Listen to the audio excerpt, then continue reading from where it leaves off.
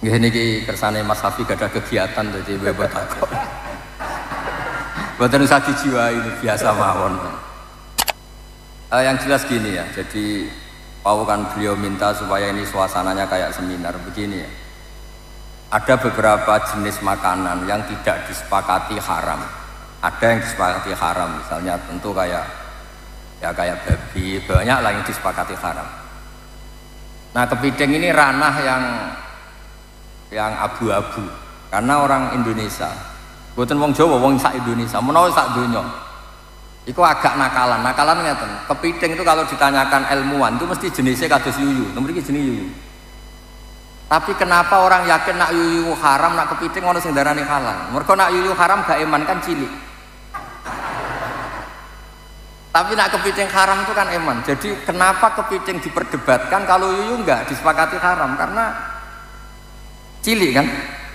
Haram Allah gak penting. Kalau kepiting yang mengatakan halal banyak karena eman. Jadi itu dikatakan problem ya problem, dikatakan seni berfikih ya seni berfikih. Tapi yang jelas barokahnya kiai-kiai kita alim-alim biasanya digolek-golekno khilaf sing isih mungkin khilaf itu digolek-golekno gitu. Dan berkahnya fikih juga ini yang menjadikan saya pernah terganggu. Terganggu begini. Ini cerita nyata Mas Safi. Jurnalis zaman kerusuhan Jakarta dulu itu pernah tanya, Pak Bahak, kiai-kiai Indonesia itu top cara ngajari fikih. Kenapa? Sampai maling saja berfikih. Itu betul itu kisah nyata.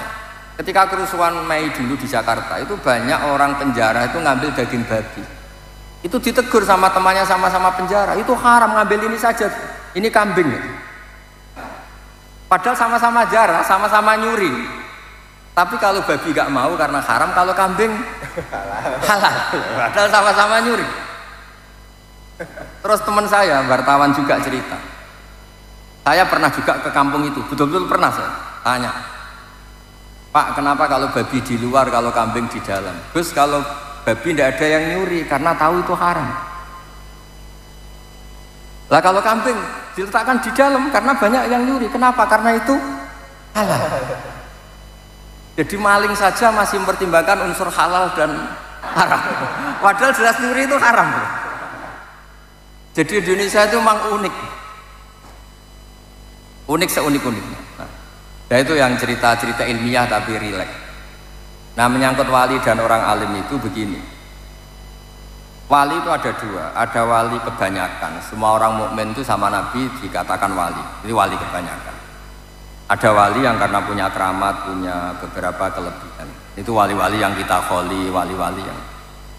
Tapi kemudian kalau kamu tanya, wali sama orang alim itu hebat mana? Ya kalau walinya alim atau wali tidak alim itu begini. Ada beberapa ukuran. Ukurannya nafsu sama tidak nafsu. Misalnya begini, kalau saya disuruh milih, misalnya Allah nyuruh milih saya, hak kamu bisa terbang Mekah, terbang nggak usah naik pesawat, ngirit lah nggak usah bayar. Sama kamu bisa ngajar takrib secara baik dan benar, milih mana? Saya pasti milih ngajar takrib. Kenapa? Kalau saya bisa terbang ke Mekah, ke Medina, itu hebatnya apa coba? Burung ya bisa terbang. Tapi kalau saya ngajar takrib, ini pengetahuan Islam yang bisa menyelamatkan umat. Mereka tahu istinja, tahu sholat, tahu cara puasa yang benar, cara haji yang benar. Sehingga orang alim ini nafsunya lebih kecil karena dia memilih sesuatu yang manfaat bagi orang banyak. Tapi kalau saya terkenal bisa terbang ke Mekah, paling banter sampai sampai numpang bener usah bayar. Itu gak untung, Islam itu gak untung. Untungnya orang medit-medit yang mau bayar gitu. Nah, ini kemudian menjadikan kastanya ulama dibanding wali yang senang keramat itu beda. Tapi alhamdulillah, saya ulang lagi, alhamdulillah saya sesyukur-syukurnya. Wali yang terkenal di sini itu orang-orang ngaji semua. Mbah Dalhar itu temannya Mbah Mahfud, temannya Mbah Munawir. Orang-orang alim yang lama sekali ngaji Mbah Mahfud. Mbah Ahmad Abdul Haq juga sama. Dulu Gus Dah ngaji Dalail di sini, semua sanadnya ngaji. Orang tahu semua, siapa yang nggak tahu Mbah Mahfud Termas, nggak tahu Mbah Dalhar, Mbah Munawir, Mbah Bedowi, semuanya ngaji. Nah, ini sing repot, sing ngerasa ngaji itu sampai ijazah ini sing masalah itu. Itu gak bener gitu. Oh kan mulang takrib Gus Kafin kan. Jadi saya ulang lagi ya. Jadi kalau wali betul tuh memikirkan sesuatu, bapak saya kalau ngandani saya, kena terkenal wali paling wong nggo gula njaluk donga. Tapi kena terkenal ngalim, wong teko njaluk mulang halal haram, dan itu Islam untung karena orang kemudian tahu halal haram. Misalnya saya bisa terbang ke Mekah paling bantu sampean, Gus melok Gus ben ra bayar kan mirip. Tapi kalau saya bisa takrib dan sampean datang ke saya, tahu istinja itu kayak apa, kalau mandi junub itu kayak apa, kalau istri ngomel-ngomel tuh dikasih apa, itu ngerti semua. Beliau tuh fikih itu ngajari ilmu yang Mbah Mun tuh gak seneng. Di bab ini Mbah Mun gak seneng. Kata Mbah Mun tuh fikih kadang ya lucu kan. Di fikih itu ya kalau perempuan diajak suaminya hubungan intim gak mau itu gak wajib dinafkahi. Si perempuan juga diajari kalau suaminya gak mau nafkahi juga gak harus mau.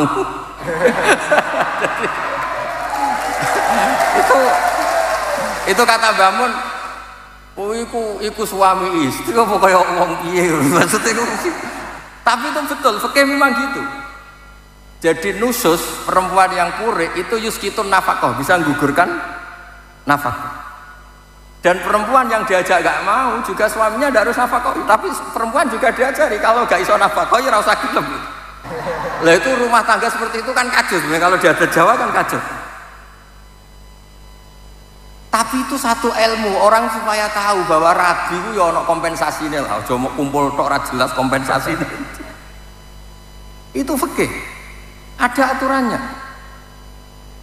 Makanya terus ala rojul nafaqatu ahli, seorang lelaki wajib menafkahi keluarganya, dan jika istrinya punya utang tetangganya karena yang lanang nggak bisa nafkahi, itu soro denan alihi, utangnya istri minangka utangnya suami, asal masih lingkup nafkah ya. Kalau sampean utang untuk beli Alphard, beli apartemen, ya bisa bangkrut suaminya. Bakul bako aja terus diantem begitu kan bisa. Nah, makanya kalau ukuran wali dan tidak itu gampang. Ulama yang wali sama ndak gampang. Kalau ada ulama ditawarin Allah, kamu bisa terbang ke Mekah berkali-kali, sama ngaji takrib secara baik dan benar kok milih terbang, pasti tidak wali.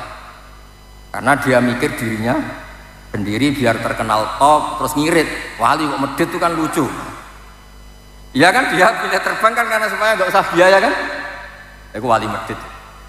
Tapi kalau dia tetap mengajar takrib kemudian alim manfaat, kemudian Allah memberi fasilitas bisa terbang, itu beda kan, Allah yang ngasih tapi tetap dia ngajar halal haram.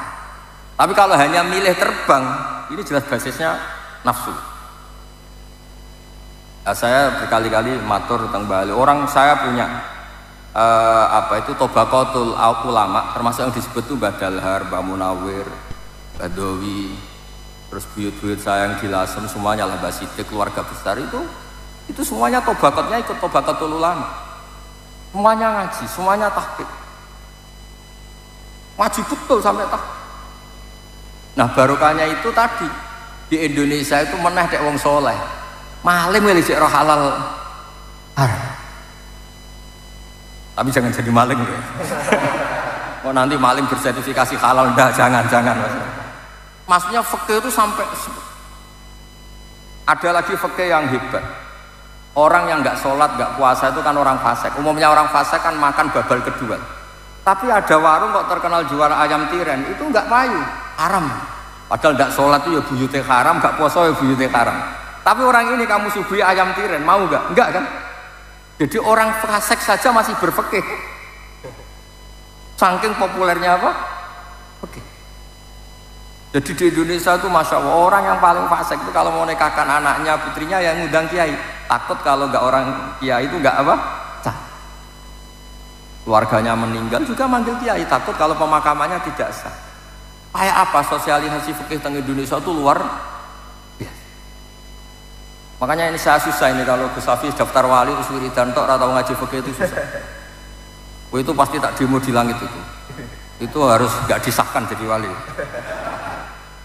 Ya jadi saya mohon semohon-mohonnya, pokoknya di sini dulu Badal Har, Bamat semuanya lah, Badurong semuanya itu basisnya nggak boleh orang meninggalkan fikih. Karena Badal Har itu dekat sekali sama Mbah Munawir, sampai anaknya Mbah Munawir punya anak namanya Dalhar, Mbah Dalhar sini punya anak namanya Ahmad, Mbah Munawir punya anak namanya selang-seling apa niru anaknya saking akrab. Jadi dulu yang akrab di Mekah itu keluarga sini, Mbah Dalhar, Mbah Munawir, Mbah Gawi, Mbah Sidik Jember yang dulu ya keluarga Lasem, Mbah Hashim, semuanya dekat. Dan dulu basisnya juga fikih. Makanya kalau suwun saya minta seminta-mintanya meskipun jenengan toreko jangan sampai lupa mengkaji nopo. Terutama bab-bab keseharian kayak istinja, kayak mandi junub, kayak hal-hal yang keseharian saja. Kenapa saya sebut mandi junub? Sekali mandi Anda tidak sah maka akibatnya sholatnya tidak sah karena status Anda belum apa? Suci. Jadi ini supaya jadi pelajar. Ya clear ya antara ulama dan wali tidak usah dipertentangkan. Cuma saya pesan apapun istilah wali di sini di Gunung Pring tetap dulunya sampai sekarang basisnya tetap nopo. Oke. Kon nggih ditutup Al-Fatihah.